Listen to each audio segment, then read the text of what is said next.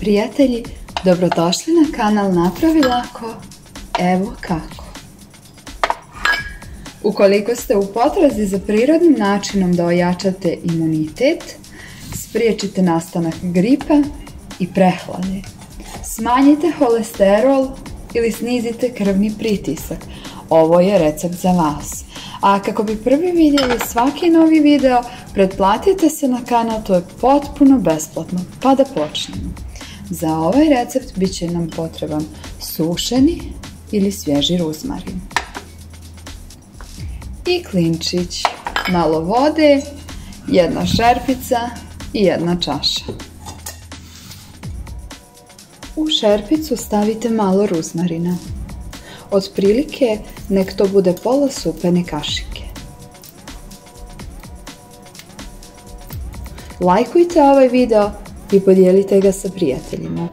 Pišite mi u komentarima iz koje države me gledate kako bi znala odakle mi najviše pregleda dolazi. Kada smo dodali ruzmarin, dodat ćemo i 2 klinčića.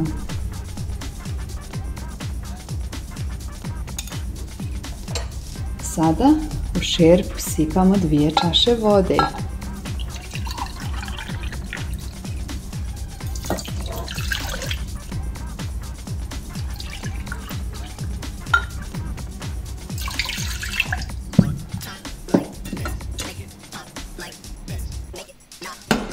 Stavite na vatru i sačekajte da proključa. Nakon što proključa, kuhajte još 5 minuta. Nakon 5 minuta naš čaj već dobija laganu boju i vrijeme je da ga sklonimo sa vatre. Čaj smo sklonili sa vatre, sada ga poklopite i ostavite 10 minuta da odstoji. Nakon 10 minuta pripremite čašu i čaj procijedite.